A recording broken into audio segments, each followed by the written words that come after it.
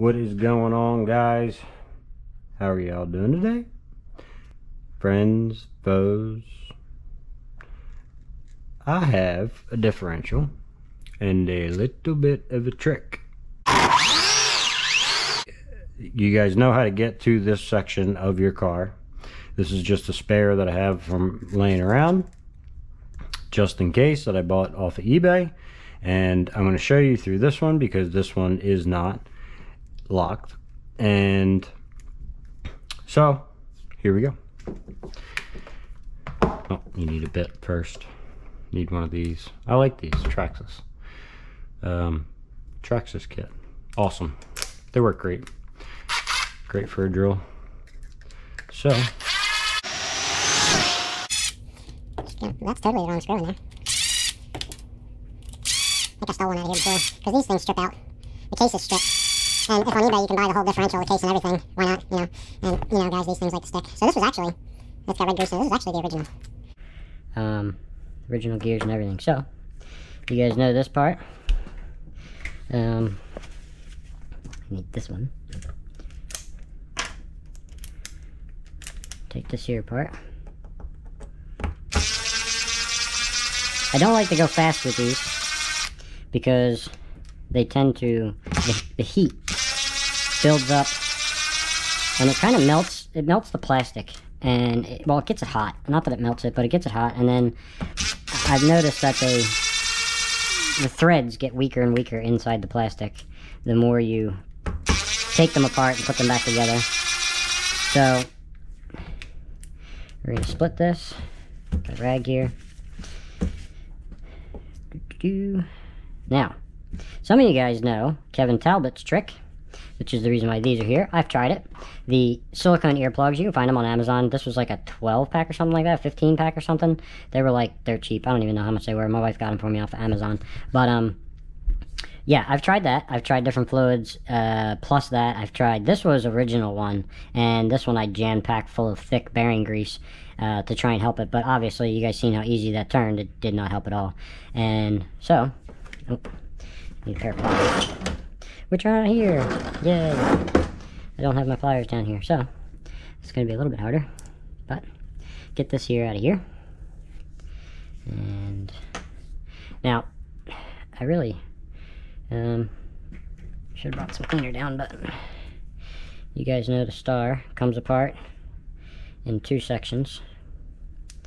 And what you have in the middle, now you guys will have perfectly clean fluid in there, or used fluid. Sometimes it gets dark, looks like this, dark gray after using it for a little while. Like I said, this one this was one of the ones I've already used before in testing, trying to stiffen these up without spending all the money. So as you guys know, you have these spider gears in here, and the way a differential works, a posi traction differential works in a car, they have a clutch pack and it puts pressure on these gears. So I was like, well, what the heck could I do? And you also have a shim. You have the gear and then a shim, which you need, and then the plate, which goes in one direction. So I was like, how could I get this to work? And if you take these, put them back together, and stick them back in here where they belong. Just want to show you guys something. Get back in there.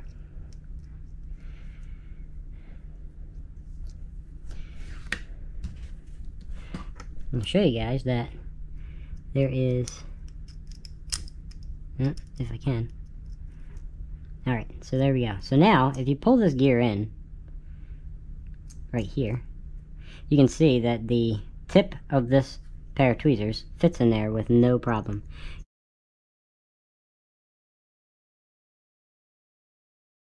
if you guys see in there. So that is essentially the space you're going to fill. Now you can't overfill it because what will happen is this won't go down flush. You need this section here to be flush, and if you can see, it's actually down a little bit below the top of the differential.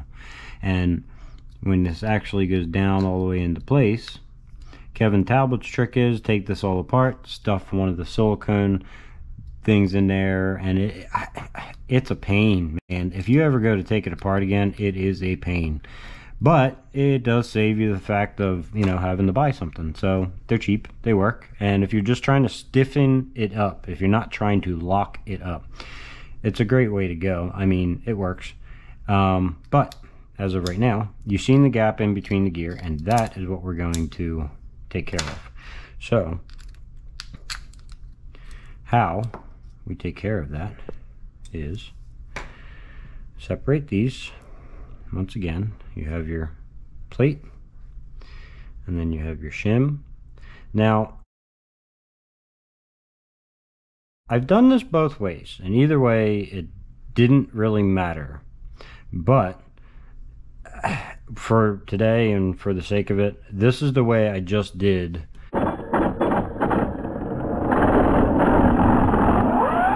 Basher.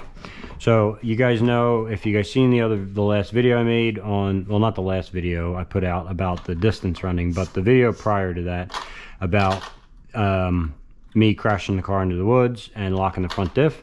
If you guys see this, I'm turning these and they do not move against. There's a little bit, tiny bit of give back and forth, but they lock. You can barely, I mean, if you put a ton of pressure to them, you can get them. But you can get these pretty darn tight to where they don't, they are basically just locked. And if you've seen Ross Shimfram's video with Kevin Talbot recently, I mean, he uses 100 mil diff fluid, which is cool, and you could probably use a combination of the two, just for the sake of, you know, stiffening it more. But here's the hack.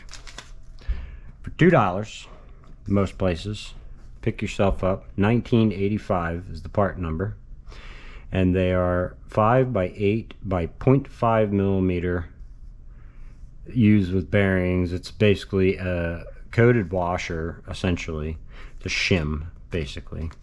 So instead of opening this pack, I have a whole case of them. What you're going to do is you're going to take, if you want it locked, you want to take 2 shims, right? And a trick to holding these all together is get some grease. Get some grease on it.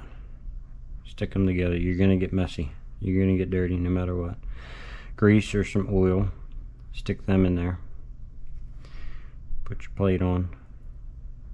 And now you see this here, it's just about a little bit thicker than what these tweezers are.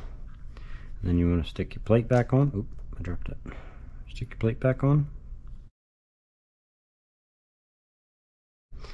And you hold that, go to the other side. So you have this.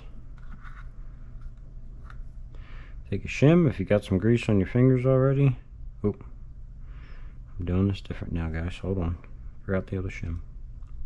Get off of there. Got my other shim.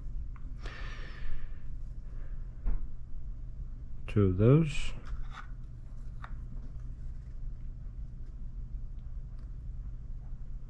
And once again, if you've ever seen Earl Moorhead or anybody do differentials videos and stuff like that, they always tell you do not get fluid in the holes. Don't. It can cause you some heck of a lot of problems. So what you do now, after you have them 2 shims, you line up where your flat spot is here in the center, and then basically just drop it on in, and then you can push down on it a little bit,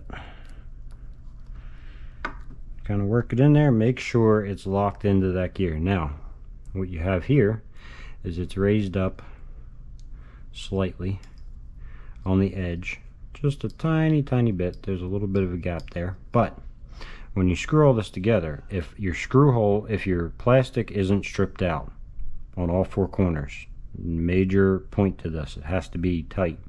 But you can't over tighten these because you'll strip them out, and then the whole thing defeats the purpose because you're not putting pressure on it. So now that you have that side done, put that there. Go ahead and lock up the other side. And just slide the whole thing out. Do-do-do.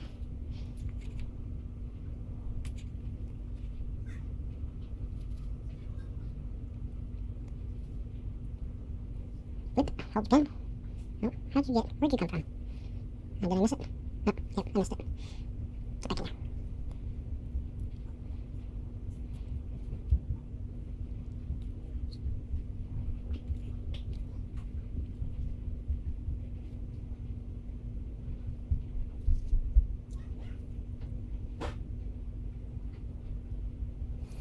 And once again, you want to find your flat spot here. And the first set you put in, they were opposite. They have to sit one another to lock them in place.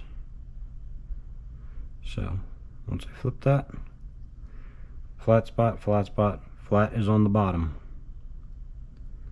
And they are going to drop into here. Now you can see the gap in between each one, and like I said, I have taken the thin metal shim and put it against the gear first, but to me, I don't know, it doesn't matter. 6 in one, half a dozen the other. You could do it either way. Make sure they're all lined up, make sure it's all good. Line up all the gears, push them down in there. Now the reason why I said this is adjustable is because what you can do is, if you want a little bit more give, you can essentially take them out, and I believe this is the way I'm running the basher right now. Take one out,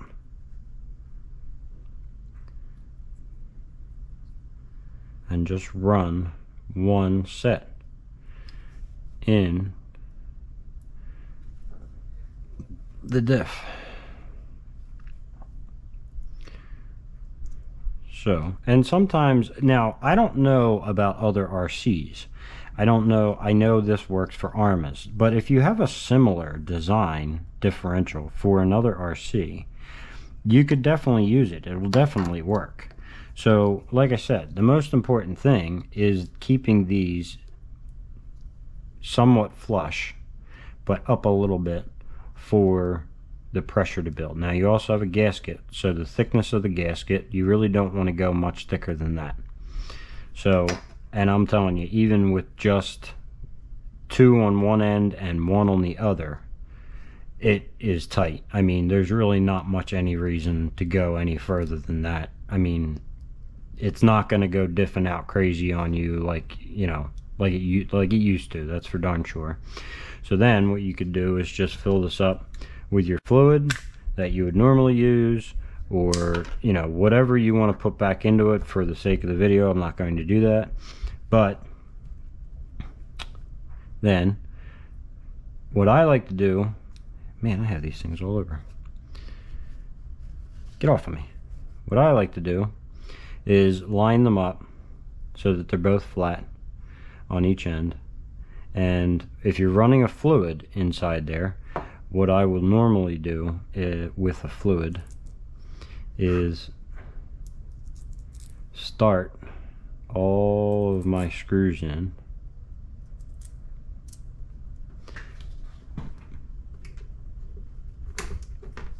fingers are all greasy now. Hoo-yah! Side away. What you got to do is, when you start this and you leave them all hanging in there, you can line up your screw holes like so, and then slide this down, and then start them before you let it touch the fluid inside. You can start the screws, kind of hold it up with your finger so it doesn't drop all the way down, and then you can start each one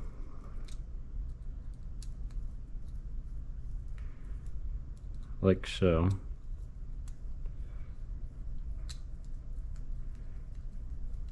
And when you get it close, down to the bottom. For the sake of the video, I'm going to be using the drill. Normally I run them in slightly by hand.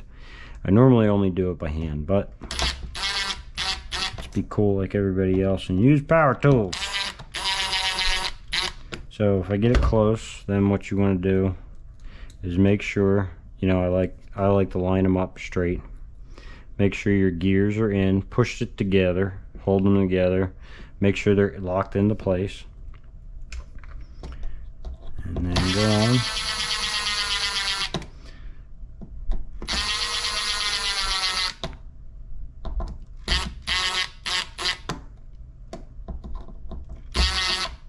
Always go in a crisscross pattern.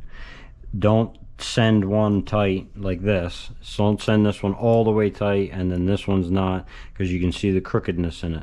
So you always want to flip it to the other side, bring it down, and then turn it, bring this one down, and then turn it, go back to the other side, go down, and bring it down evenly. Evenly apply the pressure onto them. And like I said, the more you bring it, you might send it all the way down and you'll think it's snug and it's not. See how that's one screw is hanging out now? Right here? Keep going until you get them all down tight. I believe the reason why I stopped using this diff is because one of these is stripped out. So, but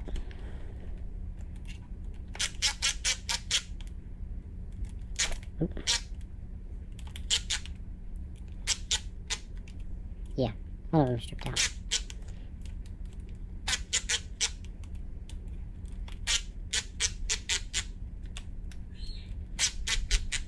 Differentials take a lot of time to do. You have to be patient. You have to take your time. And you want to make sure you get them all the way down. See how it's spinning in my hand because it's that tight? I always hold it with a certain amount of pressure. And once it gets to that pressure, you're done with the power tool. After that, you go back over each screw by hand, just a little, you know, double check it. And that is it. So what you have now is a stock diff, all the stock parts in it, but you will not be able to move these. Unless you took 2 screwdrivers, locked them in here, you could move this if you put tons and tons of pressure on it. But guys, in reality, it's an RC car. This right here, you're drag racing, you're speed running. Like I said, all my cars, I do the same thing with all my cars. And if something ever happens to this diff, it's cheap. You just go get another one. If you have to replace the housing, you replace the housing. The whole setup you can buy on eBay, you know, bearings and all, if you want to just swap it out. And then all you have to do is go back in, add some shims into it, pour the, if you pour fluid out, what I like to do is just pour the fluid out and then take this is the bottom of a water bottle. Take this, after you're done letting your fluid drain out, may take a little bit, you can just take it, pour it back in. It'll be plenty enough fluid in there, because the gears, you have to remember now, the gears inside of here aren't spinning anymore. There's pressure being put on those plates that are pushing on the shims, which are pushing on the gears to, in a sense, lock the gears together. So there's no mesh in every single spool. When you set up your pinion mesh from your motor, that's what I mean, you have a certain amount of play in between each gear, correct? You have a certain amount of play. Well, what you're doing with this